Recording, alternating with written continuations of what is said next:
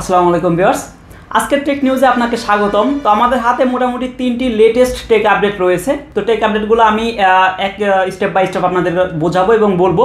তো তার আগে বলে নিই, আপনি যদি আমার চ্যানেলে নতুন হয়ে থাকেন তাহলে চ্যানেলটি অবশ্যই সাবস্ক্রাইব করবেন, আর যদি করে থাকেন তাহলে আপনাকে ধন্যবাদ। তো চলুন শুরু করা যাক। তো ভিউয়ার্স, প্রথম যে টেক আপডেটটা আমাদের হাতে রয়েছে সেটা হচ্ছে বাংলাদেশ থেকে ইন্টারনেট ব্যান্ডউইথ কিনতে যাচ্ছে ভারত, সৌদি আরব এবং নেপাল ও ভুটান। এই 4টি কান্ট্রি 2024 সাল নাগাদ আমাদের কাছ থেকে ইন্টারনেট ব্যান্ডউইথ কিনবে। বাংলাদেশ সরকার 2024 সালের মধ্যে একটি তৃতীয় সাবমেরিন কেবল বসাতে যাচ্ছে। এতে আমাদের ব্যয় হচ্ছে 693 কোটি টাকা।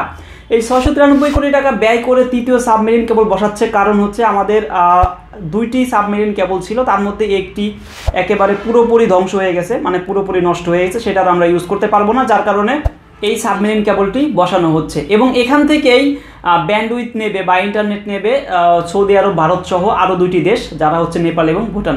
তো ভারতের যে 7 সিস্টার বা 7টি অঙ্গরাজ্য আছে, তারাই আমাদের কাছ থেকে এই ব্যান্ডউইথটা নেবে এবং ইতিমধ্যেই এই 4টি দেশের সাথে বাংলাদেশ সরকারের চুক্তি হয়েছে।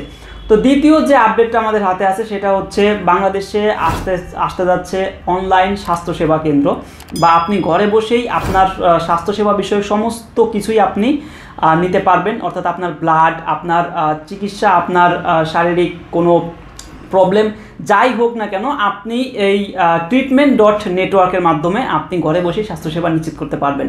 treatment.network এই সাইটটি থেকে আসলে অ্যাম্বুলেন্স থেকে শুরু করে আপনার ব্লাড পর্যন্ত যত যাই লাগুক, আপনাকে ওরা ঘরে বসেই এই সেবাটা দেবে। তো treatment.network এই সাইটে গিয়ে আপনি আপনার কোনো স্বাস্থ্যসেবা দরকার হলে আপনি এখান থেকে নিশ্চিত করতে পারেন। তো আমাদের হাতে তৃতীয় যে আপডেটটা আছে সেটা হচ্ছে মাইক্রোসফট এক্সপ্লোরার বা ইন্টারনেট এক্সপ্লোরার যে একটা সফটওয়্যার ছিল উইন্ডোজে, সেই সফটওয়্যারটা আর থাকবে না। অর্থাৎ মাইক্রোসফট তাদের এই ইন্টারনেট এক্সপ্লোরার সফটওয়্যারটা একেবারেই করে দিচ্ছে, ডিলিট করে দিচ্ছে, এবং তারা নতুন একটি ব্রাউজার নিয়ে আসতেছে। সো যারা মাইক্রোসফট এই এক্সপ্লোরার বা ইন্টারনেট এক্সপ্লোরার সফটওয়্যারটা ইউজ করতেন, তারা এখন থেকে আর এটা ইউজ করতে পারবেন না।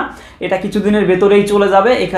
মানে আমাদের ডিফল্ট উইন্ডোজের সাথে যে থাকতো, ইন্টারনেট ব্রাউজারটা থাকতো, সেই ইন্টারনেট ব্রাউজারটা আর থাকবে না। এখানে নতুন একটা ইন্টারনেট ব্রাউজার ওরা লঞ্চ করতেছে। আসলে মাইক্রোসফট এটা করতেছে এর কারণ হচ্ছে ইন্টারনেট এক্সপ্লোরার এটা খুবই মানে ইউজলেস, বা এটা কেউ ইউজ করে না বললেই চলে, কারণ আমরা সবাই মোজিলা ফায়ারফক্স বা গুগল ক্রোম ইউজ করতে অভ্যস্ত। তো আমরা এগুলাই ইউজ করি, কিন্তু ইন্টারনেট এক্সপ্লোরার এই সফটওয়্যারটা একেবারে ইউজ না করার কারণেই মাইক্রোসফট এইরকম একটা সিদ্ধান্ত নিয়েছে, এবং তারা নতুন একটি ব্রাউজার আনতেছে যেটা আসলে ইউজফুল হবে বা মানুষের ব্যবহারযোগ্য হবে, মানুষ সেটা ব্যবহার করে আসলে কমফোর্ট ফিল করবে। তো এটা আশা করেই তারা নতুন যে ব্রাউজারটা আনতেছে। তো দেখা যাক আসলে সেটা কতটুকু আমাদের জন্য কমফোর্ট ফিল হয়, তো সেই আশায় থাকবো। তো আজকের মতো এই ছিল 3টা আপডেট। যদি এই বিষয়ে আপনার কোনো মতামত থেকে থাকে অবশ্যই কমেন্ট করে জানান, এবং ভিডিওতে একটা লাইক দিবেন, শেয়ার করবেন এবং সাবস্ক্রাইব করে আমার সাথে থাকবেন। ধন্যবাদ।